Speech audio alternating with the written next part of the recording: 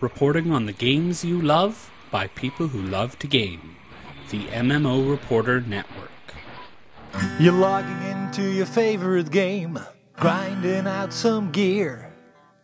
A couple of points added to your stats, and you have a virtual beer. Max level is pretty cool, but I'll remind you here, my friend. These games are not about the goal, it's about the journey and not the end. You're listening to MMO Reporter, brought to you by Audible.com. Get a free audiobook download at audibletrial.com/MMO Reporter. And by Doghouse Systems. Choose your weapon with Doghouse Systems.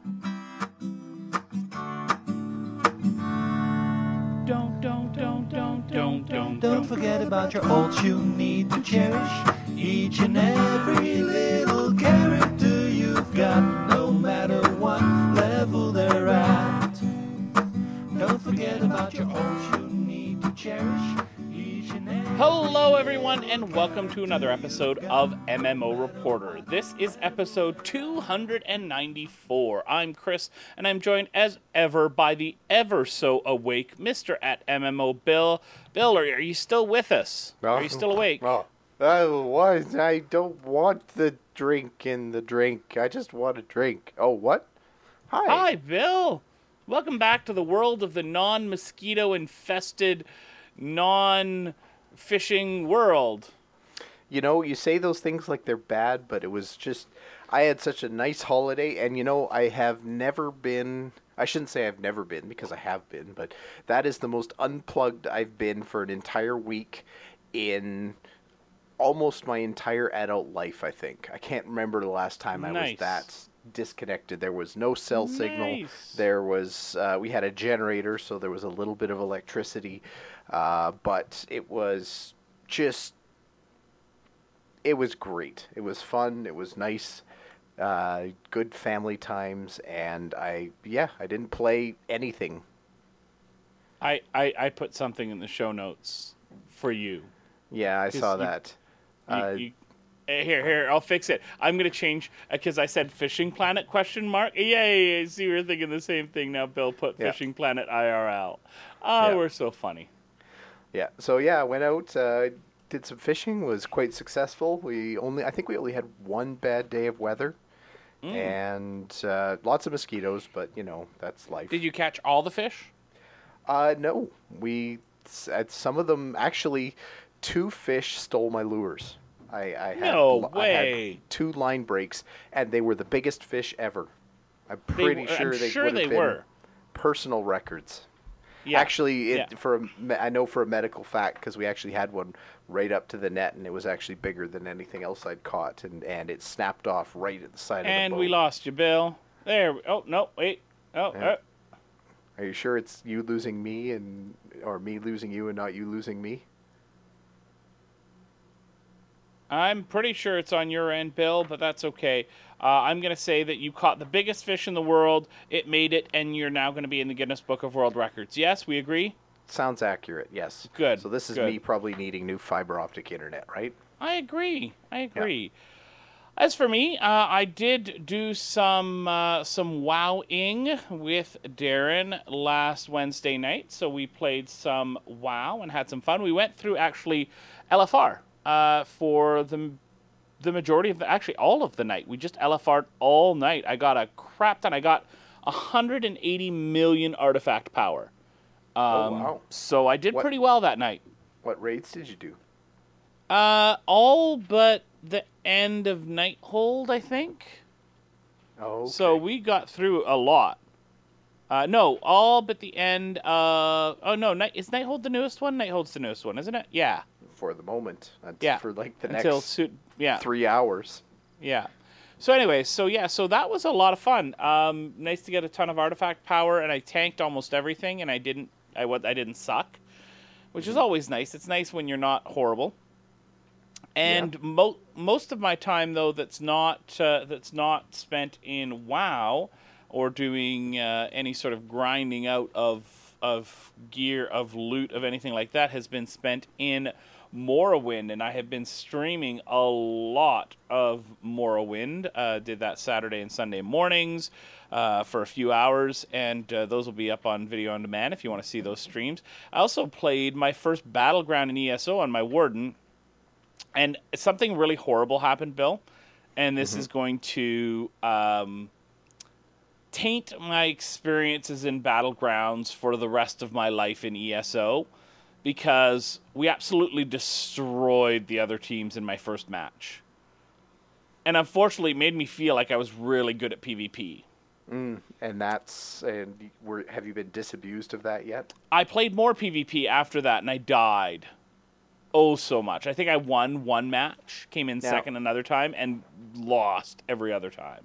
I don't know a lot about PvP, and I haven't reviewed things too closely, but if I were to guess, you would do better if you didn't stand in the fire.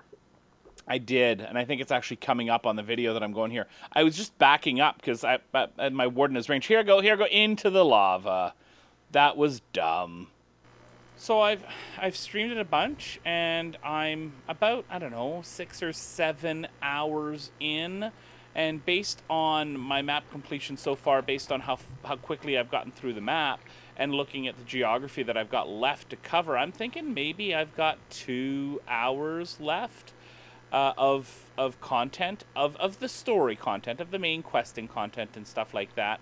And I don't know how I feel about that amount of time to get through sort of the majority of the expansion content. For a $40 expansion that is not part of the regular DLC. It feels like, and I'm not doing a final review yet, but it feels like really great, fantastic DLC.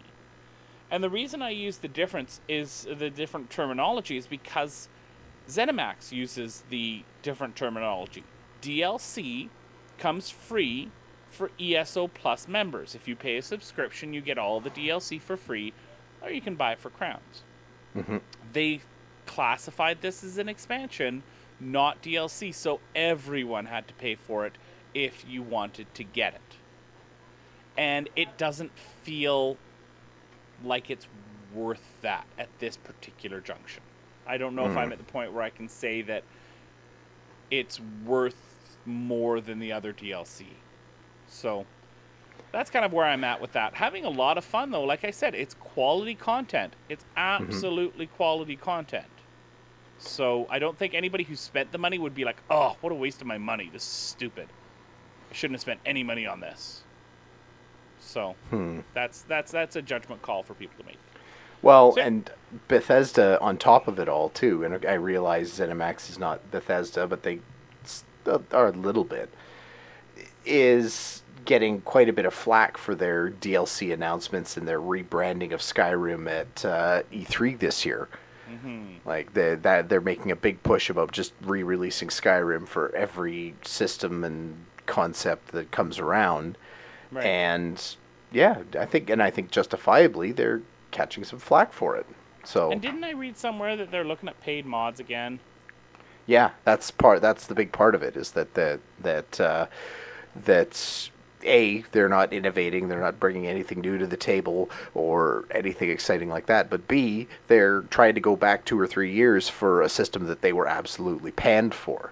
And I feel like it's one of those things. It's like when the government tries to pass some unpopular legislation and it gets loudly shouted down, and then they just come back in a couple of years again to try again, see if people are paying attention. It's ugly and lame, and whoever decided that was a good idea needs a slap. Yeah, I don't mind re-releasing 4 new consoles if they come out. Skyrim on Switch will probably be a fantastic experience. I just don't like paid mods. I don't mind. If you've got a Switch and you've never played Skyrim, I think you'll have fun. At some point, you got to make something new, right? At some point, yeah.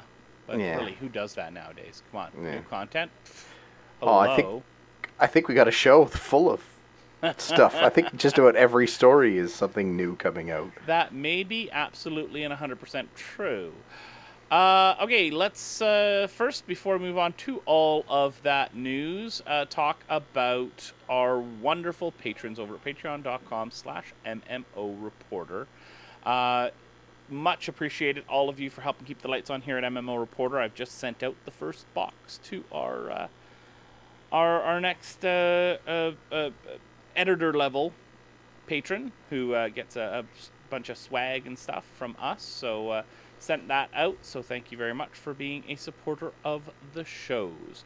Bill, I think probably at this junction we should probably move along to the news. Yes.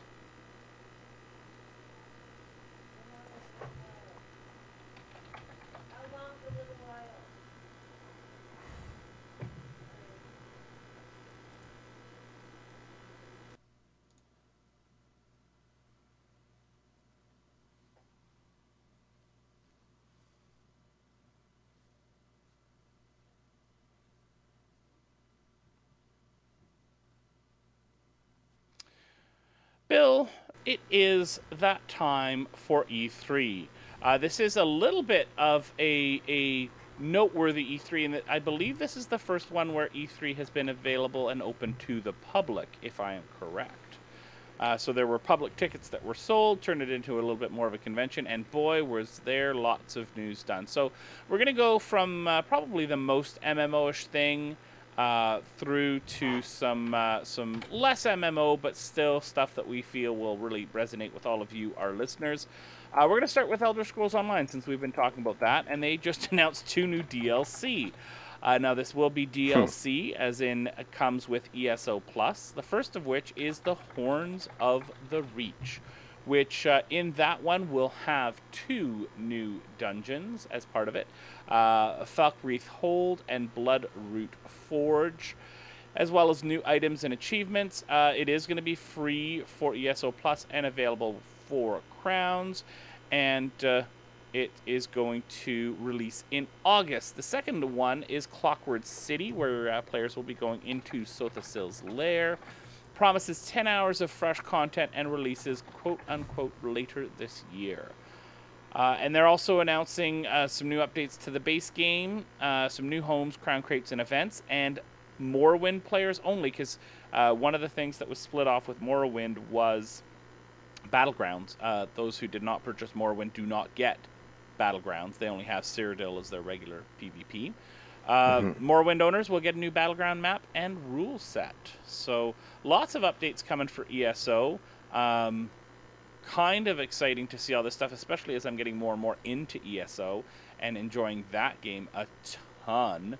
I want to see more of this content, though I'm behind and I have to run through a whole bunch of other DLC already because I skipped a bunch to get to Morrowind. So looking at this, and I know you want to jump into ESO, is there any ones of these that look exciting to you that you're most excited to see? No, I don't. Unfortunately, I don't know enough about ESO to really make an intelligent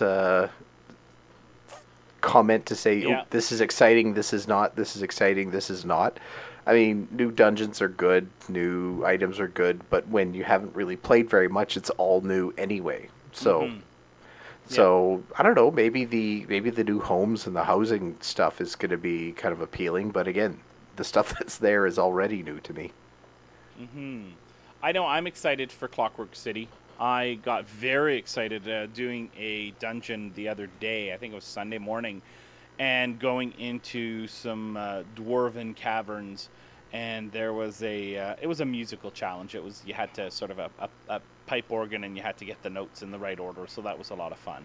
Chat room helped me out with that one.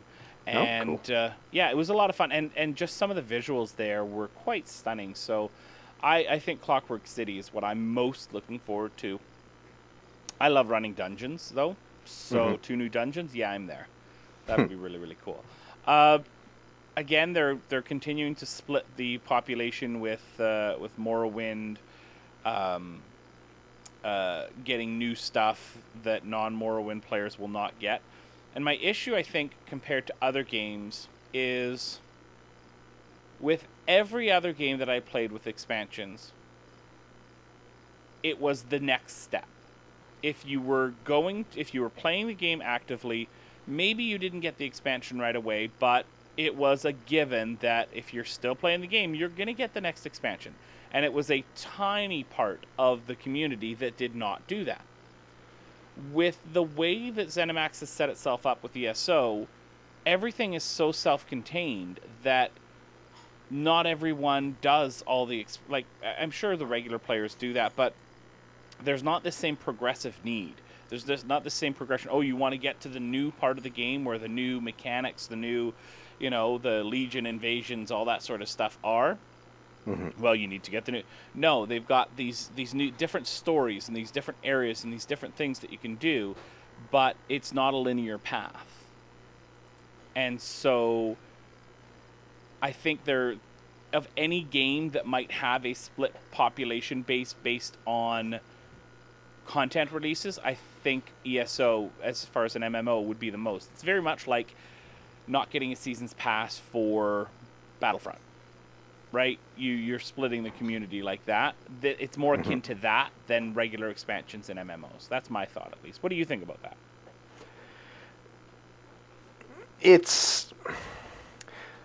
I don't know, because I'm kind of torn, because I for the longest time I was always a value purchaser, cheap. Let's be real, right? Yep. So, but as I age and as I'm starting to get older, and I actually have like a couple dollars in the bank and everything like that, I'm starting to kind of see that there's more that value. There's value in not just being cheap, but value in actually paying to get a good product. So where I'm kind of going with this is it doesn't all need to be, and I mean it's hard to. I'm all over the map. Come on. Words. So I left all my words at the bottom of the lake. It doesn't always have to be free. As long as it's good, then that's fine. If that is a DLC path, then that's fine. If it's an expansion path, if it's a free update path, whatever gets the good content onto your computer, ultimately that's what's going to be worth it. Because a bad game that's free is not worth anything, and it's not even worth the free price that you paid for it. A good game that you paid too much for is still probably worthwhile, and most people will probably say that unless they desperately needed that cash. Right. So I don't know. That's sort of where I'm coming from with this. Again, it's hard for me to articulate it from an ESO perspective, because I've got maybe 2 hours of ESO experience in my entire life. Mm-hmm. Right. Yeah, it'll be interesting. I think time will tell what it's going to look like for that. Yep, it's worth trying, and again, if the dollars are there and everything like that, if as long as it's not competing too hard against something else that I'm already invested in, I will probably try it because it looks appealing. Yeah. Okay, so let's move along to the next announcement, and that is along with the Xbox One X. As part of that, we don't need to talk about that here. Okay. Oh, darn. Black Desert Online, a game which I highly praised and have not played since my review, has announced that it is going to be coming out for Xbox One, and I'm really, really curious to see what the UI redesign is for Xbox One. Because, again, Black Desert is probably one of the deepest games that I have ever been in. It is a virtual world for you to inhabit and live in, along with a great questing system and all that sort of stuff on top of it. Mm-hmm. So it's not an action RPG, which a lot of games that have gone into console tend to be. ESO, the combat part of it is very actiony. Neverwinter, maybe what is so Terra has gone to consoles, didn't it? Didn't it go to consoles? Yeah, I think so. Mm-hmm. Or it's going to consoles. So, Skyforge, that was the one that went to consoles. So very actiony in its combat. And while Black Desert Online has parts of that, it's a very deep and complex game with the trading and crafting and workers systems. So I'm really interested to see what that's going to look like. I think it's going to be a real challenge for the developers to put this out and to make it a really great experience on a console without the mouse and keyboard. So that's kind of exciting now. Yeah, and that was Online, great game. And that was my question too: is that how does that fit onto an MMO, or how does that fit onto a console? The Black Desert Online screams to me, like, just from the action perspective and the fact that it doesn't seem like the kind of game that I'd actually want to talk to anybody to within. Probably fits on a console really well, but like you said, that you kind of think that there's a little more complexity there than what fits on a 12-button controller. Yeah, but while you don't want to talk on consoles, there are tons of in-console systems in that environment. There's tons of systems to facilitate easy communication, voice communication at least. Text communication is still a pain. And so I think that will make that easier. I mean, we've talked about the ESO system a few times before, where you're just close to someone and you can hear them talking. So, yeah, the whole guilds holding nodes and all that, there's just tons of complexity there. I'm curious to see how it's going to work out. I think it could be very, very exciting. Go ahead. No, I was just going to say, we'll see. Again, I only paid token attention to Black Desert Online in the first place because I think the advertising kind of turned me off. But maybe it's got a new life. I think it did quite well on the PC to begin with, so I don't know that it necessarily needs a new life. But maybe it's just another shot in the arm for it to land on the console. I think it's a worthwhile endeavor for them to pursue this for sure. They're definitely getting the hardware and the consoles to be able to handle the beautiful engine that it runs on. So, and the animations and stuff like that. I hope it turns out well. I do want to talk about another MMO-ish, MMO-adjacent game that's coming out that was announced, Skull and Bones. This is a sandbox with a shared open world. And it really reminds me of the ship combat from Black Flag, which was probably the best part of that game. And also reminds me of Sea of Thieves, which has been delayed until 2018. This could be very, very fantastic. A lot of people really loved that ship combat from Black Flag, so this could be something that really draws people into a different type of game. I gotta admit, though, and this is the thing that struck me right off, it screams attempting to eat Microsoft's lunch with Sea of Thieves. Like, it's just how many decades of MMOs have we seen without an appreciable pirate or sea-based game, and then all of a sudden we've got two landing within the same year? Help me out here. Maybe Skull and Bones was in development first, and Sea of Thieves is the ripoff.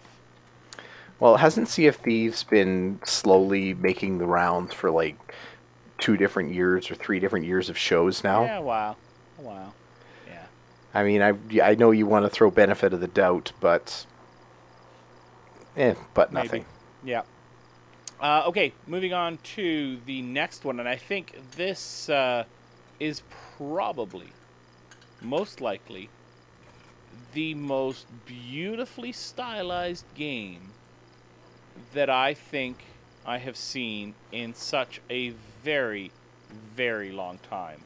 I just want to watch the trailer again and again, and it's not cel shaded. It's not. I don't know what the aesthetic style that they're going for is called, what the label for it is, but it's beautiful, and I think it's like the blockiness of the animation with the blockiness of some parts of the world with the smoothness of the animation. It's like claymation almost. Yeah. It's kind of the vibe that I got from it. It's very stylized. I have to admit, and maybe this is just good trailer making or something like that, but I think was more emotionally invested in this trailer than I have for games for a long time. Like when Yeah. the event happens, not to spoil anything, but when the event happens in the trailer, I was actually a little bit concerned about this team of people on the screen. And again, this is a sandbox with a passive multiplayer that can also be played solo. I think I saw when I was reading a couple different stories about it over on Massively OP. They described it to the experience that you can have in No Man's Sky. So maybe, it's still early, so it's hard to make any definitive details, but maybe you can affect other people's worlds, but not necessarily affect other people directly. Yeah, because that's the comparison you want is No Man's Sky. That's yeah, especially the multiplayer aspect of it, right? yeah, exactly. So yeah. Okay, and last one, and oh boy, Bill, oh boy, oh boy, I'm gonna need to play this. And not just play it, but play the crap out of it, and that is Anthem. Futuristic. I think I saw a couple of Massively OP again call it a Destiny clone. This is made by BioWare, and it's going to be a shooter based around the heroes having suits of armor that you can upgrade and customize and stuff like that. The one thing, first of all, it's very pretty, very very pretty. Yeah, and it's a good looking game. My hope is that, I mean, it's sad, but the BioWare stamp is not the same stamp of quality that it was even, say, 5 years ago. I think we've had a few I wouldn't even call them duds, but just mediocre releases. Missteps, maybe. Missteps, sure. Not quite oopses, but not quite nailed it either. Yeah. So I'm cautiously optimistic. I would be on board, like, if you could ever harken back to the good BioWare storytelling and somehow jam that into a nice cohesive multiplayer experience that looks, obviously it's pretty. I mean, we're assuming that this is not just CG mess here. It says that it's in-game engine. Okay. Right? This is a gameplay trailer, not a trailer, like a story trailer or anything like that. So this is apparently what the gameplay will look like, which is kind of cool. Yep. And if that's the way it is, and that's what it looks like, and it tells a good story, and it could be a huge, huge, huge deal, or it could be just another rando shooter that appears and yeah. Yeah, I think this is. I have high hopes. I have high hopes for us teaming up and playing through this game together. Right? That would be cool. It's going to be a shared world RPG, customizable suits, and hopefully a great BioWare story. Speaking of BioWare story, there was a great story over on Polygon about the development of Mass Effect 3. And some of the internal strife that led to the less than stellar experience that was released. So that was kind of cool. I'll try and find a link and throw it in the show notes when we post this. But yeah, Anthem, shared world RPG. I'm in. You in, Bill? Yeah, sounds good. Yeah. Okay, let's talk about our sponsors real quick. Audible, go to audiblepodcast.com/MMO Reporter to get set up with your Audible account, and you can try out all the latest and greatest audiobooks. Audible is, of course, the web's best provider of audiobooks. And Doghouse Systems, go to Doghouse Systems and use the coupon code MMO Reporter to get a free solid-state drive with your purchase. So go check out our sponsors and help support the network.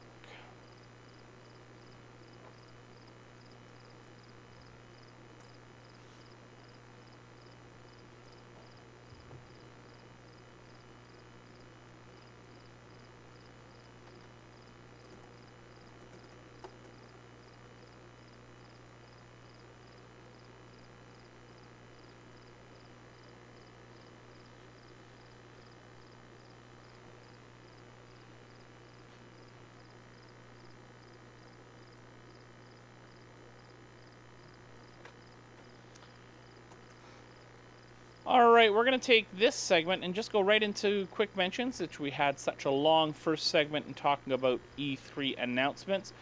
First of all, EverQuest players are voting or have voted on the next step for the Lockjaw progression server. This is exciting, where the EverQuest players kind of get input on what's going to happen next on this progression server. A few years ago, they started it back right at the very, very beginning, and have been moving through this server from vanilla EQ. Bill, very exciting. This just happened. The vote closed, and things were supposed to be going. What was the result of this vote? I don't know. I looked on. I didn't see anything on the forums. I didn't see anything on. Google didn't return anything. There's nothing I could find on Twitter. Like, this was supposed to have gone live at midnight today, so 22 hours ago.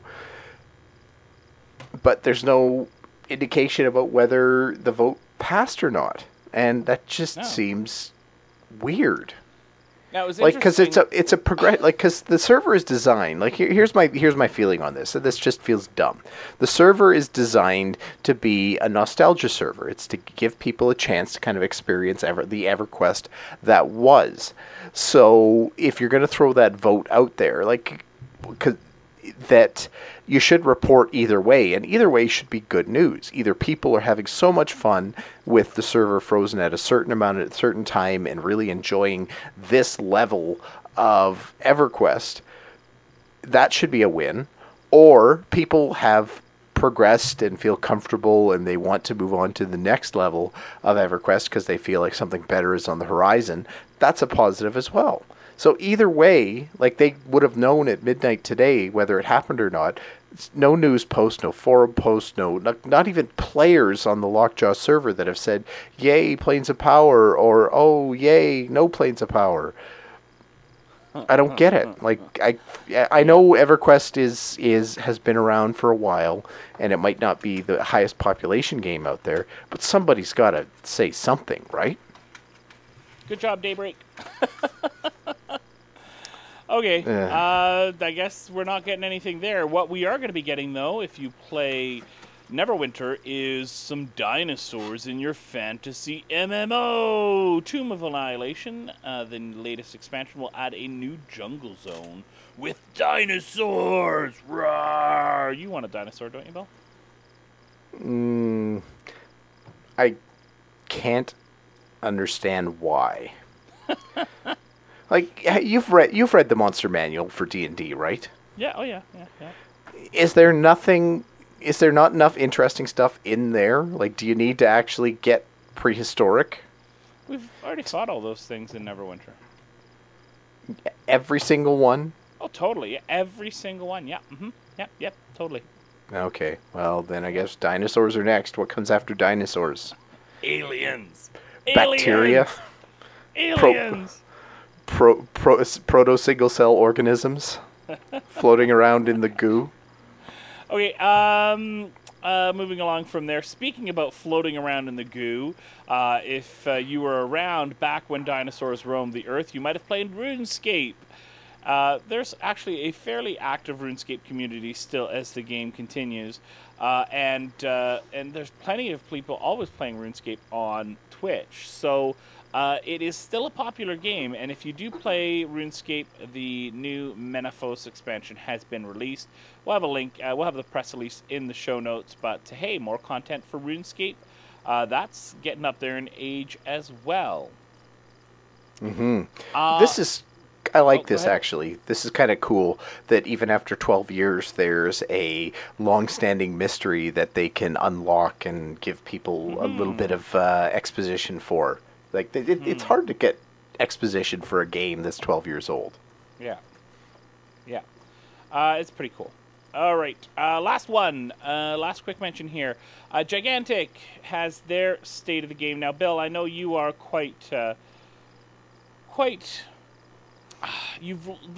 Gigantic has lost its luster for you. We had a very poor experience when the open beta launched, both with crossplay from PC to console, and just getting matches to launch. And it got a little bit better, but it wasn't perfect. So yeah, a while back, Gigantic joined the team over at Perfect World, and so they've got a few new things to talk about. Bill, you were going to say something first. I was going to say, like, can you actually play the game now without it crashing 5 minutes into it? Yes, Bill, you can play the game. Hmm. They're going to be going through the certification process for the newest update for a proper release in June. So that's fantastic. They're adding a new onboarding experience. So getting people to get used to the game and maybe get some matches that are with people of similar ability level, some bot matches, and a voice chat and some gameplay and UI tweaks. So still lots coming from Gigantic. I'm happy that they're working with Perfect World now to make sure that the game launches, because I think it's definitely deserving of a launch. It's really fun to play. Last but not least, Bill, they're fixing disconnect issues. Oh, they're just getting around to that now, huh? They're continuing to fix disconnect issues, I think is a better way to put it. So, there you go. If you're interested in Gigantic, some more news and hopefully some more matches for you. All right, before we get to our contact information here at the end of the show, let's talk a little bit about what we're going to be playing this coming week. I'm going to be playing some Elder Scrolls Online. I want to finish up the Morrowind storyline and keep going on my WoW dailies. We've got our goal, Bill. We got to make money to be able to buy Destiny 2. Ooh, I got a good transmog piece, actually, just nice. A couple days ago that I was able to sell for 10 grand. Nice. Very good. And our Wednesday night stream this week is going to be Guild Wars 2. So if you want to watch some Guild Wars 2 with Bill, Darren, and I, come check out the Wednesday night stream, 8 o'clock Pacific. Bill, what's going to keep you busy in this coming week? Well, for me, I'm going to take a run at, and again, this is all time permitting, of course, because coming off a week of completely disconnected, all of a sudden I've been reconnected with great force. So in my spare time, I'm going to try to squeeze some ESO in, just because it feels like it feels like it's getting some good traction. And I want to see. I mean, maybe this needed a second run for me in order to really enjoy it. So I'm going to try ESO. Chunk away at World of Warcraft, try to make a little bit more gold. And I'm going to squeeze a little bit of Guild Wars 2 time in there, obviously, when we do our Wednesday night stream. I feel like there's something else that I should play. I'm still waiting for that Fishing Planet video. The Fishing Planet video, maybe I'll get that done for you. How about that? There I'll catch some fish. Fishing Planet. Yep. There you go. All right. Awesome. What about if people want to get a hold of us, let us know what they're playing, if they have questions about what we've talked about, talking about their favorite E3 announcement or anything else. How can they get a hold of us, Bill? Well, they can visit our website at MMOreporter.com. They can send us an email to mmo.reporter@gmail.com. They can visit us on Facebook at facebook.com/MMOReporter. You can tweet at either of us, either at MMO_reporter for Chris or at MMOBill for yours truly. You can give us a call at 616-666-6778. Leave us a voicemail that we'll play on the show if it's less than 50% swears. You can visit us on YouTube at youtube.com/MMOReporterNetwork. Check out all the videos and magic stuff that we put there. If you would like to help us keep the boat afloat as we talk about games like Skull and Bones and Sea of Thieves, you can visit us at Patreon at patreon.com/MMOReporter. Or if you're not a Patreon kind of person, you can head over to MMOReporter.com/support.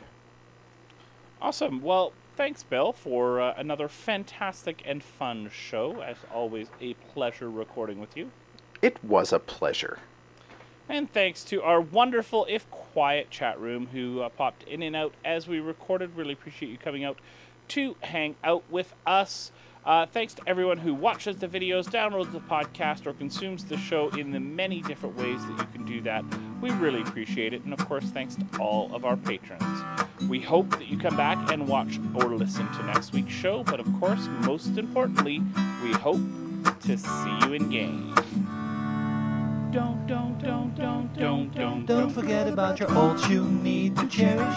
Each and every little character you've I've got Thanks for watching the video, everybody. Don't forget to check out all the other podcasts at MMOReporter.com or by clicking on any of the links here. And please check out our Patreon campaign at patreon.com/MMOReporter. Thanks, everyone, and see you in game.